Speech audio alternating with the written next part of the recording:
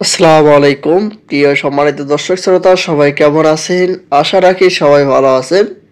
আজকে আপনাদের মাঝে প্রাথমিকের তৃতীয় ধাপের সর্বশেষ আপডেট নিয়ে হাজির হয়েছি। এখানে বলা হয়েছে যে প্রাথমিক সহকারী শিক্ষক তৃতীয় ধাপ চূড়ান্ত নিয়োগ নিয়ে আর কত প্রহসন। এখানে তৃতীয় ধাপ নিয়ে কবে নিয়োগ দেওয়া হবে বিস্তারিত কি বলা হয়েছে আপনাদের মাঝে জানিয়ে দেওয়ার চেষ্টা করব। আশা করি ভিডিওটি মনোযোগ সহকারে শেষ পর্যন্ত দেখার চেষ্টা করবেন। আর এই রিপোর্টটি প্রকাশ করা হয়েছে 18 ডিসেম্বর 2024। দেখি তৃতীয় ধাপের চূড়ান্ত নিয়োগ নিয়ে কি বলা হয়েছে। দেখতে পাচ্ছি বলা হয়েছে প্রাথমিক সহকারী শিক্ষক নিয়োগের বিজ্ঞপ্তি 3টি ধাপে দেওয়া হয়েছিল। প্রথম ও দ্বিতীয় ধাপের নিয়োগ কার্যক্রম সম্পন্ন হয়েছে, কিন্তু তৃতীয় ধাপে নিয়ে এ প্রহসন যেন থামছেই না। 2023 সালের 14 জুন তারিখের বিজ্ঞপ্তি এবং লিখিত পরীক্ষা অনুষ্ঠিত হয় 29 মার্চ 2024।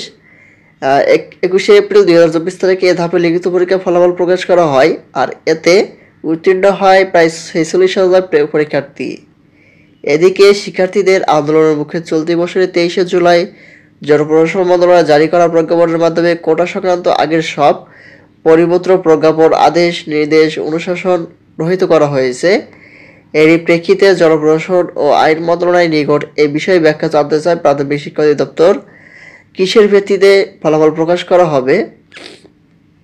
ফলে প্রাথমিকের শিক্ষক নিয়োগ বিধিমালা অনুসরণ করা হবে নাকি জনপ্রশাসনের সর্বশেষ কোটা প্রজ্ঞাপন অনুসারে হবে তা নিয়ে ধোঁয়াশা ছিল।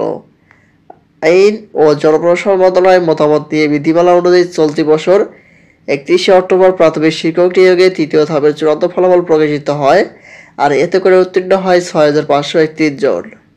এর আগে 2018 সালে সরকার যখন কোটা বাতিল সংক্রান্ত প্রজ্ঞাপন দিয়েছিল, তখন প্রাথমিকের শিক্ষক নিয়োগ দেওয়া হয়েছিল প্রাথমিক ও গণশিক্ষা মন্ত্রণালয়ের নিজস্ব নিয়োগ বিধিমালা অনুসারে, যা প্রাথমিক শিক্ষক নিয়োগ বিধিমালা 2019 নামে পরিচিত। এটি প্রজ্ঞাপন নয়, বিধিমালা। আইনের পর বিধিমালা, বিধিমালার পর প্রজ্ঞাপন, প্রজ্ঞাপনের পর অফিস আদেশ। কিন্তু আপত্তি তৈরি হয় এখানেই, কেন নতুন প্রজ্ঞাপন অনুসারে ফলাফল প্রকাশ করা হলো না? আর তা জানতে চেয়ে 31 জন হাইকোর্টে রিট করে যারা সুপারিশপ্রাপ্ত হয়নি। এরই প্রেক্ষিতে 6,531 জনের নিয়োগ কার্যক্রম 6 মাসের জন্য স্থগিত হয়ে যায়। চূড়ান্ত সুপারিশপ্রাপ্ত হওয়ার পরও যোগদান করতে না পেরে 6,531 জন এক প্রকার হতাশ হয়ে পড়েছে। নিজ নিজ জেলা সিভিল সার্জন, মেডিকেল টেস্ট এবং জেলা শিক্ষা অফিসে প্রয়োজনীয় কাগজপত্র জমা প্রদানও করা হয়েছিল। আরও জানা যায়, অনেক জেলার কিছু কিছু উপজেলার চূড়ান্ত সুপারিশটা যোগদানপত্র হাতেও পেয়েছিল। এমনকি যারা অন্যান্য সরকারি চাকরি করতো তারাও এই প্রাথমিকে যোগদান করার জন্য কর্মরত চাকরি থেকে অব্যাহতি নিয়েছিল। জনপ্রশাসন মন্ত্রণালয়ের সচিব জনাব মোখলেছুর রহমান গণমাধ্যমকে জানান, কোটা নিয়ে যে হাইকোর্টের যে রায়, সেটা নতুন চাকরির ক্ষেত্রে বাস্তবায়ন করা হবে। এদিকে প্রথম ও দ্বিতীয় ধাপ প্রাথমিক সহকারী শিক্ষক নিয়োগ প্রাথমিকের নিজস্ব বিধিমালা অনুসারে নিয়োগ কার্যক্রম শেষ করে যোগদানও করেছে। আইনের মাধ্যমে কাউকে অধিকার দেওয়া যায়, কিন্তু অধিকার ক্ষুণ্ণ করা যায় না। তাহলে 6,531 জনকে কেন নিজেদের অধিকার থেকে বঞ্চিত হবে? এই বৈষম্যের শেষ কোথায়? প্রাথমিক সহকারী শিক্ষক তৃতীয় ধাপ নিয়োগ নিয়ে আর কত প্রহসন।